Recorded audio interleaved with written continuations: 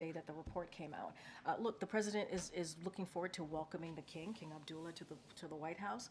He comes here every year, as you all know, during his presidency, and so he looks certainly forward to welcoming the king. So that said, and I said this last week, and I'll just reiterate, there are a variety of factors that go into decision making, that go into press, if there is going to be a press conference or not during foreign leaders. It depends on those conversations that we have with the foreign leaders and how that works out. Look, you're going to hear from the president. You're going to hear from the king later today around 4 o'clock. I think that's important. You hear directly from them. There's just not a press conference component to this. Not every trip, not every visit with a foreign leader has a press conference component. As I stated, King Abdullah has been here almost every year during this president's tenure, and that has not been the case. 2+2 has not been the case. I want to follow up on that real quick because you mentioned that on Friday, the German chancellor gave a press conference across the street in Lafayette Park. It seems the White House here is the roadblock. Look, that is something for the German chancellor to speak to as to their government, why they chose to do that. I can't speak to that. There are two, obviously, when a foreign leader comes, there are two governments that have this discussion. They go through the process of what they want that trip to look like when they're here at the White House, and there are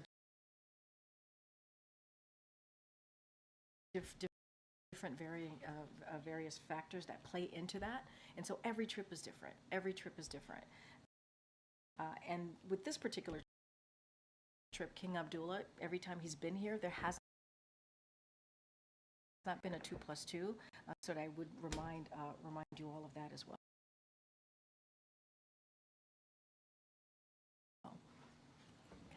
Thanks, Karine. A new ABC News Ipsos poll shows that 86% of Americans think Biden is too old to serve another term. That is a higher percentage than what we found in a previous poll in September. So clearly polling shows this is a persistent issue. What is the White House strategy to try and change that perception? So look, we're going to continue to lead on leadership, right? We're going to continue to focus on what this president has been able to get done, what the president has been able to get done on behalf of the American people.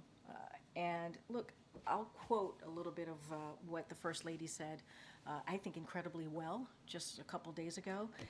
President Biden does more in 1 hour than most people do in a day. His age with experience and expertise is an incredible asset, and he proves it every day. And that's what we believe. We believe that his age and his experience, because he was a senator, because he was obviously vice president, because he has these long decades of relationships with leaders, obviously across the globe. And what he's been able to do, that's what we're going to lean into. That's what we're going to speak to. We're going to speak to how he turned the economy back on its feet. We're going to speak to the 14.8 million jobs that he was able to create, how unemployment is at under 4%, how he's able to beat Big Pharma because Medicare can now negotiate and lower costs for the American people. That's what we're going to focus on, and I think that's the most important thing at this moment, at this time, is delivering for the American people and continuing to do that. And bouncing off of the previous question, the numbers show that President Biden has engaged in about 33 news conferences. Compare that to Obama's 66 and Donald Trump's 52 by this time in their presidencies. Can you explain why the president isn't doing? So look, yeah, and I hear the question, and I know that folks want to hear you all, and it's important because when you all hear from the president, obviously, so does the American people. So we get the importance of that, and we're always going to try to find ways, obviously outside of press conferences as well, for the president to be out there. And we have found some non-traditional ways. We think it's important to try and meet the American people where they are, and so that is important as well. Whether it's a podcast that's important, or doing certain things that is not the norm. Obviously, the president, I should say, takes your questions when he's on the road as more often than not, and he finds it important to have those conversations when you all are out there with him on the road, taking your questions, and so he does do that. As far as press conferences, we're going to try and make sure when it's the right time for those to happen. Certainly, we will do so, but it doesn't mean that this president does not engage with the press corps, with the White House press corps, or with other reporters, journalists out there who have different ways with communicating with the American people as well. We think that's important too. Why is it more effective to forego a Super Bowl interview and instead? Look, we've talked about this. We've talked about this. We've believed that it is an important, obviously, tradition to watch the Super Bowl, and we think there are different ways to communicate with the American people, and we're going to try and find different ways to meet the American people where they are, and so that's a choice that we've made here that we think is actually important and effective. Corinne, there was some reporting this morning that President Biden told some campaign donors that Prime Minister Netanyahu, quote, has been a pain in my ass lately, or, quote, he's been killing me lately. The reason we don't know what the exact quote is because the press was not in that meeting that the president had with these donors. Why is the president not living up to his full transparency pledge in terms of opening all meetings with donors to the press? So I think that, first of all, I want to be careful. These are campaign events, so I just want to be mindful. Can't speak to each of them, or really most of them. I know that, and as you know, when the president does speak in front of, when he does do some of these fundraising events, right? There is when he gives remarks. Formal remarks, the press pool is in there, and they are listening to the remarks and get to hear directly what the president says. So I think that's also very important. I don't want to make it sound like there is not a process there, that when he is in front of donors giving formal remarks that you all are not in the room as he's speaking. I can't speak to this particular scenario. I think that is something certainly, he does have private meetings, that is true. And when he has those private meetings, so that there's candor and honesty, and so that he can hear directly from folks, those tend to be private. But I want to be really careful here in speaking into every scenario that happens, because I can't speak to that particular scenario. Should the President of the United States be engaging privately with a random set of financial donors about issues that are of clear public import, like his opinion of the Israeli No, Prime I hear your Minister? question, but the president has private meetings all the time. He does. He has private meetings all the time. Right, but And these aren't foreign leaders, right? These are people who are giving money to his yeah, campaign. I hear you, but he has private meetings with everyday people. Some of these donors have, and I want to be super mindful here, have concerns, right, as well, just like everyday American people that he has private meetings with or he sees on the road. It's not every meeting it's going to be public, but when he gives remarks at fundraisers, there is formal remarks. There is the press pool tends to be in the room or is in the room. Private meetings are different, and so that's the way it's been for the past 3 years under this administration. Look, I want to be really careful. These are campaign, obviously, some of them campaign DNC related meetings. So I just want to be super mindful here. And what's the distinction between formal and informal remarks? Look, I'm going to refer you on anything that's related to these specific meetings. I would refer you to the campaign, because they're the ones that put it together. They're the ones that bring the folks in the room. I just want to be super mindful and not go down too far a rabbit hole here. Okay, MJ. Hey, Corinne, any updates on when the president's physical might be taking place? So he will have a physical when we have information on that. So obviously, we will certainly share that with all of you. It will be transparent. There will be a comprehensive report, as we have done the last 2 years. Just don't have a timeline for you. Plan on the press getting a heads up before the physical happens, or will we find out once it has taken place? We're going to do it the way that we've done it the last 2 years. It's not going to be anything different. So the way that we've approached this the last 2 years will be the same way that we do this this third year. Does the White House think that the idea of the president taking a cognition test, a cognitive test, as a part of this physical is a legitimate idea, particularly just on the heels of the special counsel report, more polling, as my colleague Selena just mentioned, showing that many American people have concerns about that? Look, I got this question last week as well, and I'm just going to say what Dr. O'Connor, it's kind of what he said to me about a year ago when the report came out last year, obviously on his physical, which is the president proves every day how he operates, how he thinks, right? But by dealing with world leaders, by making really difficult decisions on behalf of the American people, whether it's domestic, whether it's national security. And so he shows it every day on how he thinks, how he operates. And so that is how the Dr. O'Connor sees it, and that's how I'm going to leave it. of taking that kind of a test? I mean, look, and I talked about this last week too on I believe, on Friday. I have known this president since 2009. He is not just my boss, he's also a mentor to me. And I spent sometimes countless hours with him, whether it's in the Oval Office, whether it's on the road. And I believe, for me, you're asking me my personal opinion, he is sharp, he is on top of things. When we have meetings with him, with his staff, he's constantly pushing us, trying to get more information.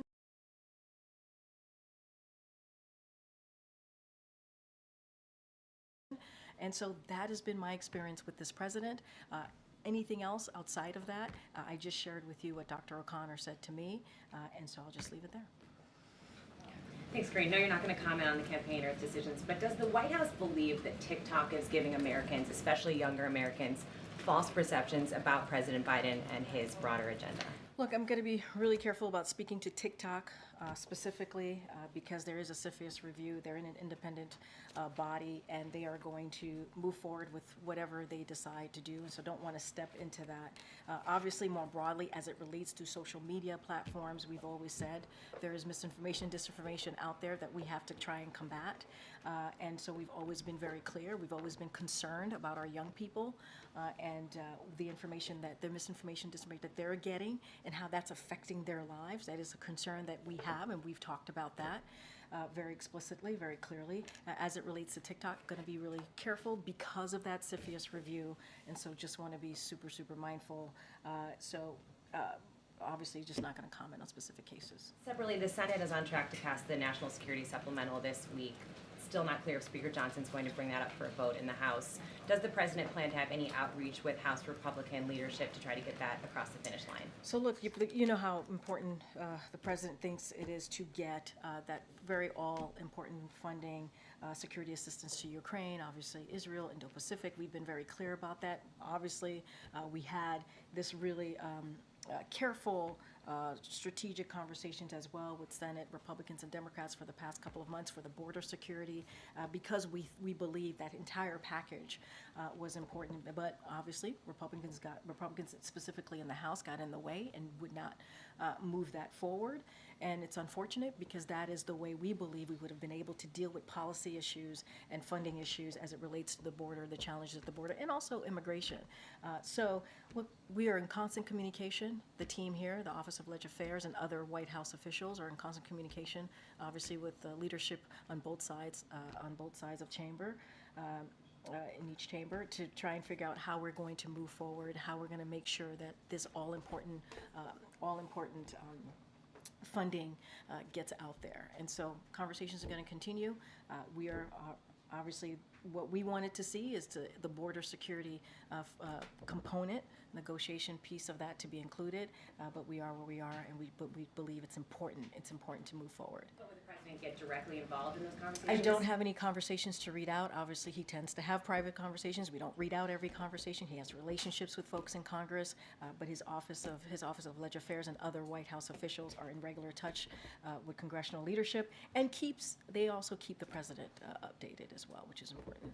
Okay. Thanks. Just two things. The first, on the guidance we got for the week, there were public events for the president today and on Friday. I was hoping you might be able to give us a sense on Tuesday, Wednesday, Thursday, as you make the case that the president has a lot of vigor and is doing a lot of things. what is you got? So let me just talk about Friday a little bit, because I think I know that an advisory went out over the weekend about East Palestine. All of you know that he's going to be going to East Palestine on Friday. He's going to be traveling there. And it's because of the invitation that he received from the mayor, so it's going to be really important. And while the president's on the ground, he'll get a briefing on the ongoing response and speak to the administration's work to keep Norfolk Suffolk accountable, which is incredibly important, and support the community as it moves forward. He also has heard loud and clear from the folks in East Palestine seen that they don't want to be defined by an event, and so he'll speak to the administration's work to deliver on the needs for family businesses that are affected. And let's not forget there's the bipartisan Railway Safety Act that he's going to continue to call on Congress to move forward on. So that is going to be a really important trip. You are correct about that. The president will be out there meeting directly with the American people. I don't have anything yet for tomorrow, Wednesday, or Thursday. Obviously, when things move or we have something to share, we'll certainly put that out there on the daily guidance. And obviously, there's some movement happening in Congress as well that we're keeping a close eye on. And so once we have more to share, we'll have more to share on that. And then secondly, you started the briefing by wishing and congratulations to the Kansas City Chiefs as well as to all the Swifties out there. I'm wondering, when the Chiefs are invited to the White House, does the White House intend to also invite Taylor Swift?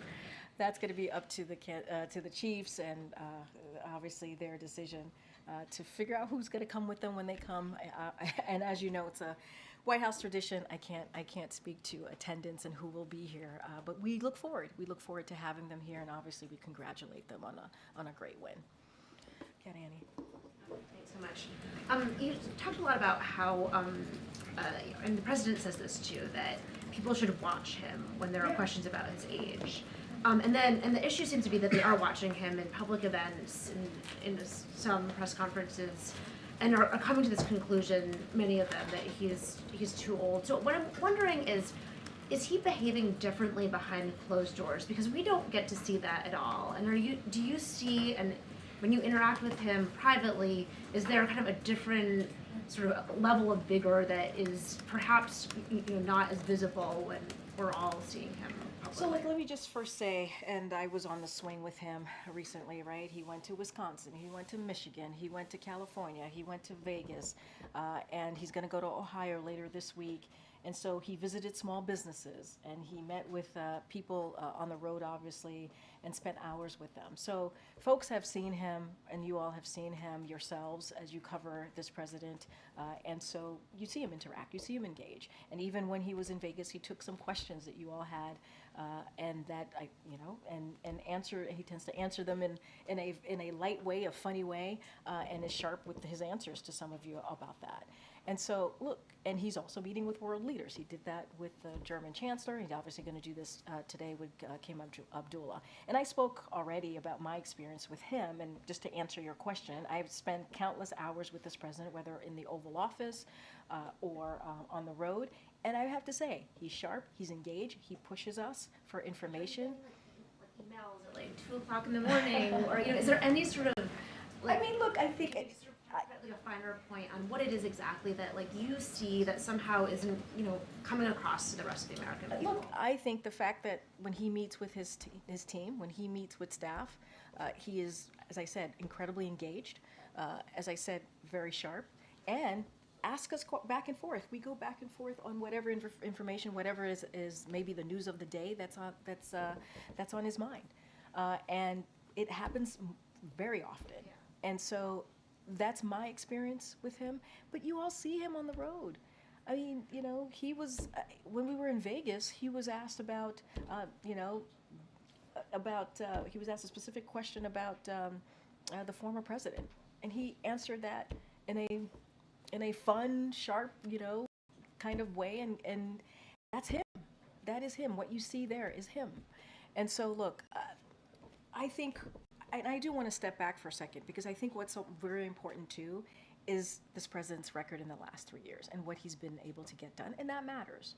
And so, yes, we're going to continue to be out there. The president's going to continue to do everything that he can to speak directly to the American people, and we believe that is what's important here. Getting that work done, continuing to move forward in an impressive record in the last 3 years, especially for any modern president. Whether it's dealing with infrastructure, whether it's dealing with beating big pharma, whether it's getting the economy back on its feet, all of these things are important. Let's not forget what's going on outside of this country, what's going on in Ukraine, what's going on in the Middle East. This is something that the president has been able to do in a pretty effective way. And then just to follow up quickly on Matt's question, when Super Bowl teams are invited to the White House, do they typically have a +1? Actually, that's a good question. I can't answer that right now. But look, we are looking forward to having them here, the Chiefs, and they.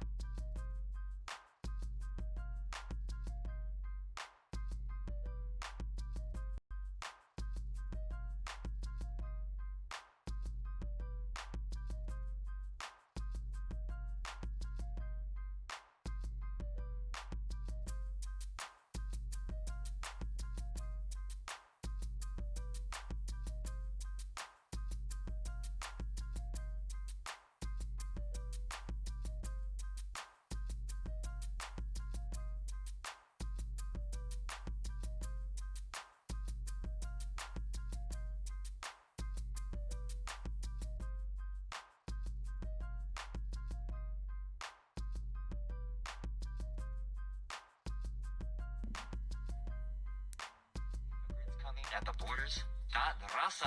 Right. They're all Asian. And I'm glad you They're said from the that. Sudan. Like- invited to the White House. Do they typically have a +1? Immigrants coming at the borders, not all the immigrants coming at the borders, not Rasa. Right. They're all Asian. And I'm glad you They're said from the that. Sudan. Like they're from different countries, homie, and these are all men, military-aged men.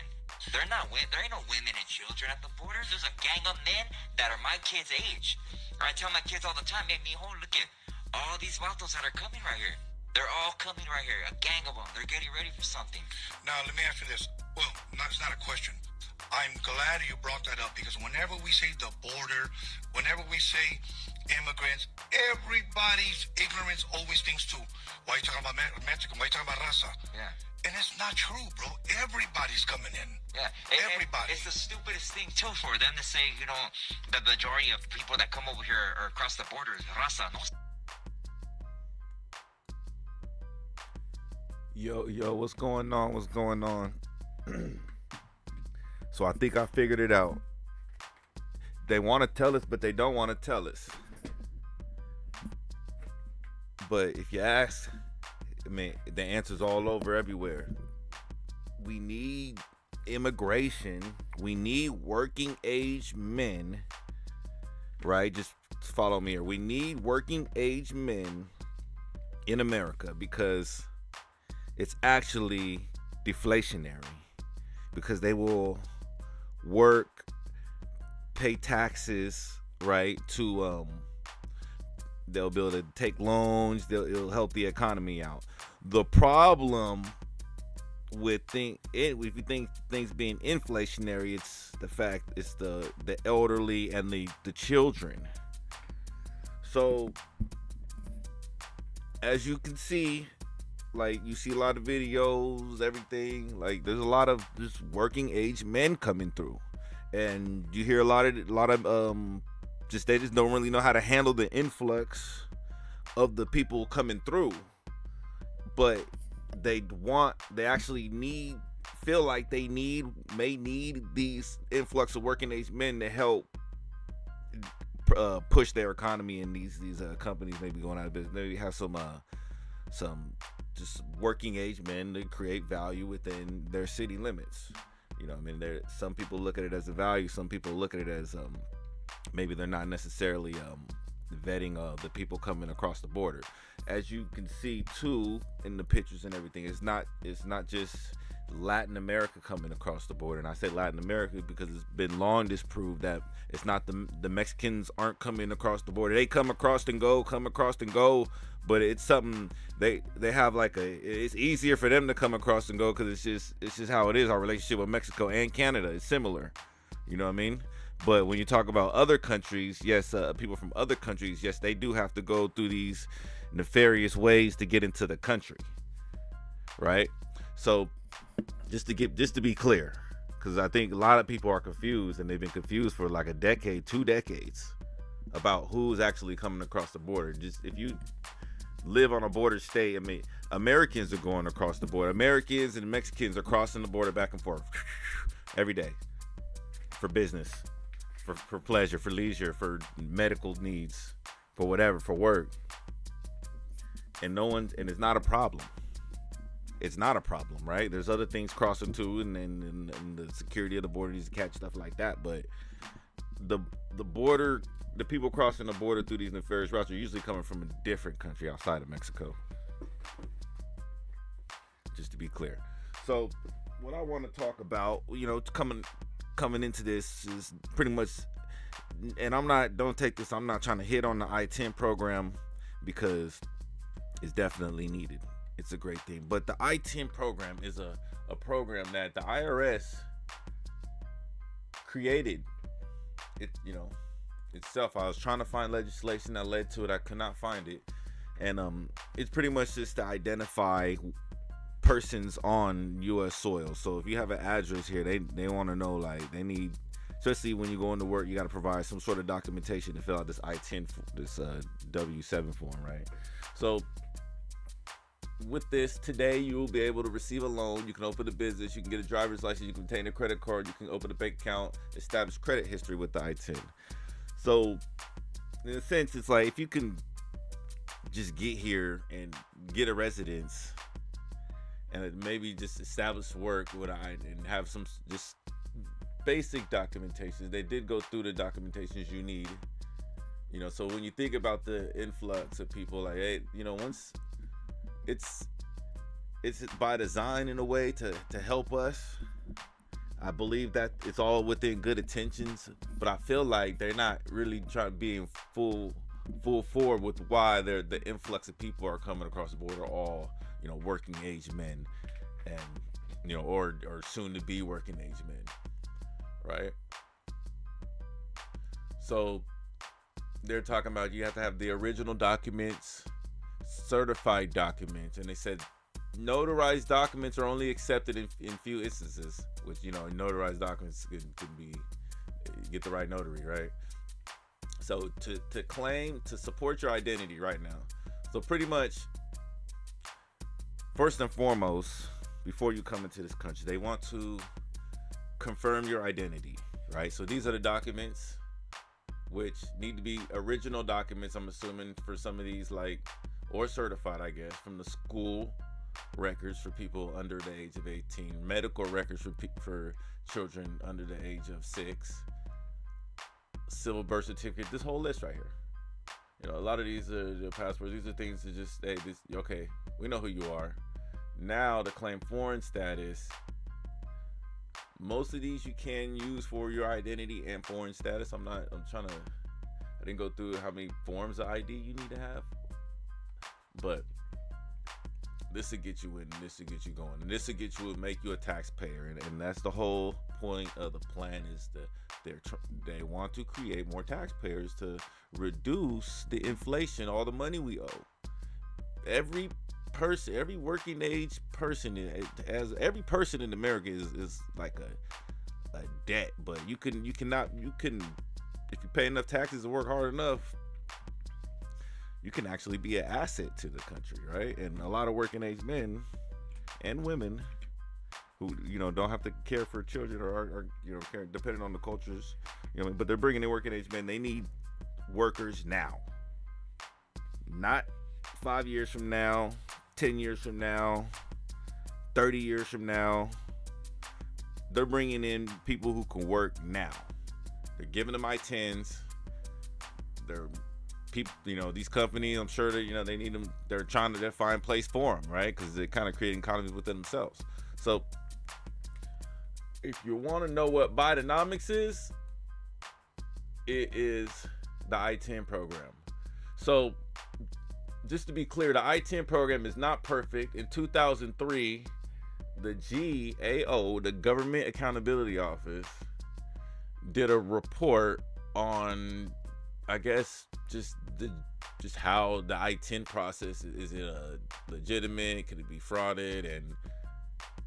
And it starts off, and you don't necessarily know the bias, but the facts have to be the facts in the case. It starts off with them saying before December 3. So I guess after December 2003, and this is over 20 years ago. So just to be clear, this is a while ago. And just to show you, just so we can just keep it all in context, like in 1996, this is only 17 years. I mean, 17 years, my bad. 7 years. 7 years prior. So we'll just look at how it started, right? So we had 1996. You assume a bunch of people are gonna, fill out their ITIN form. So 1997. This is all everybody that was here before and prior, right? So you see it go down in 1998, and then you can see the natural flow. And you see in 2000 it starts to bubble up, and 2003 is going down a little bit, but then they already got the report going. So they were saying that it was easy to pretty much obtain an I-10, and in most cases the government people they never saw who was obtaining the information. They weren't verifying the documents, and in some cases these problems from 20 years ago are still, happening today. But with technology and everything, they can, hope to at least start a new trail of identity for this person. So that's why I think they don't really care too much about who you were beforehand. They're like, if you were that there, it'll show here, right? So that's what they're banking on. They're banking on just having assessments of people and hoping they can work and cashing in on them, Jenny, that's all they want,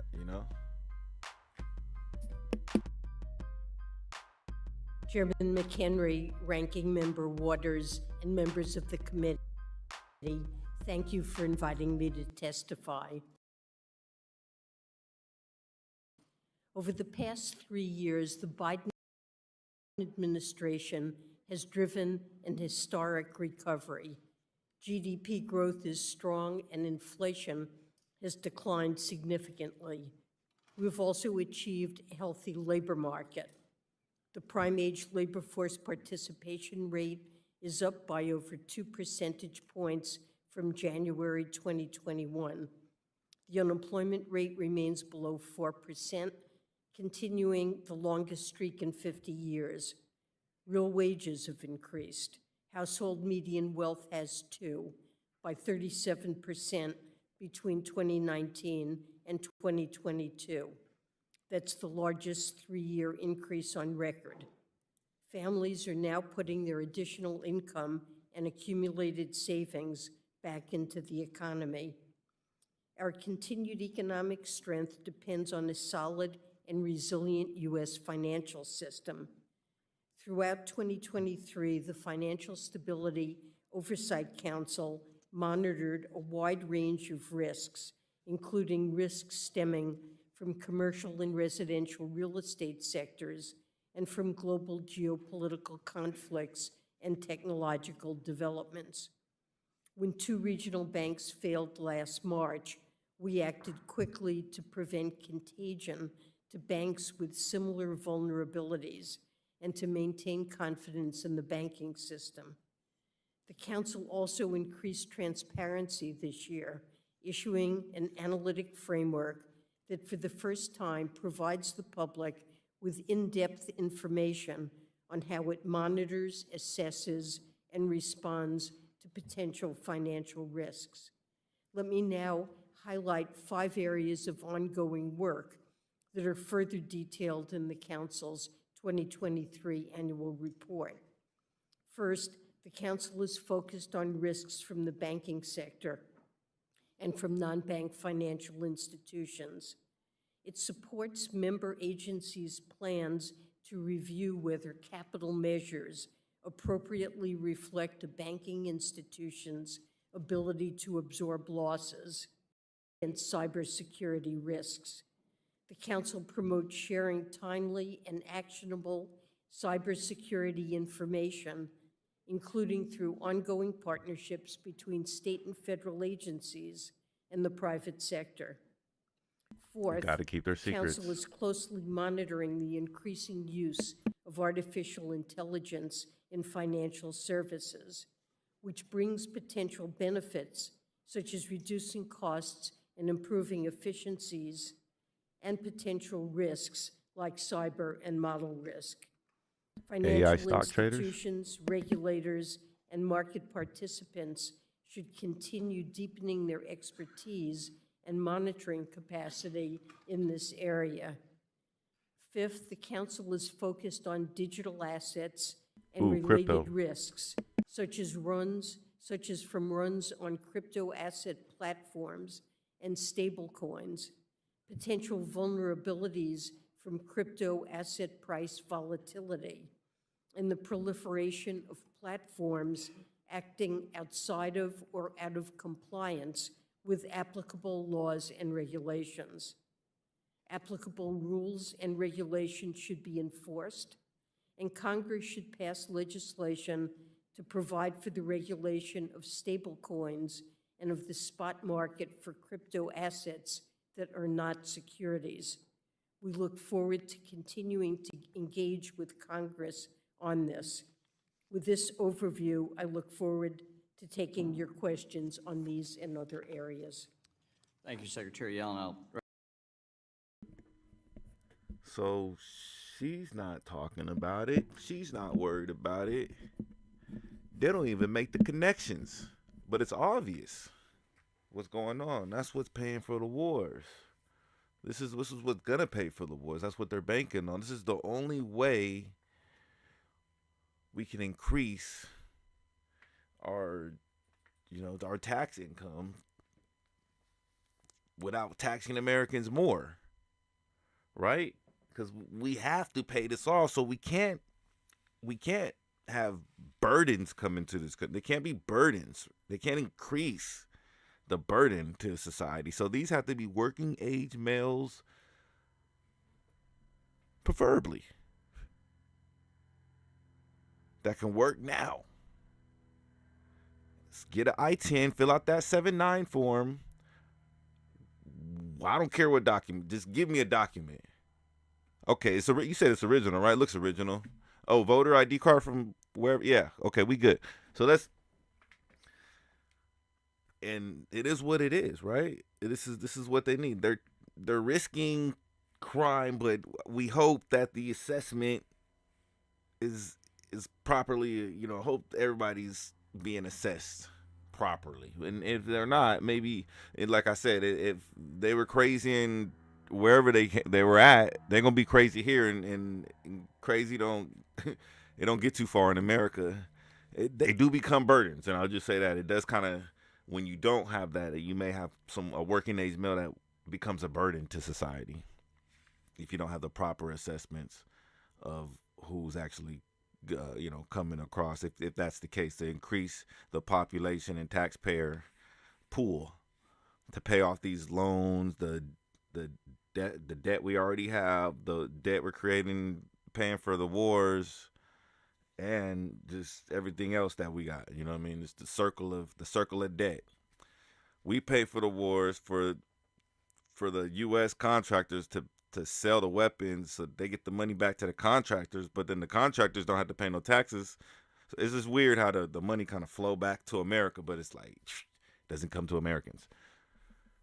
With that said, we'll keep an eye on this, and definitely we'll see what's going on. Like, subscribe, follow, comment. Hopefully have a video on Fannie Willis coming up soon. Hopefully maybe she could step down in time and they just have a real trial instead of this circus that they got going on. So we'll see.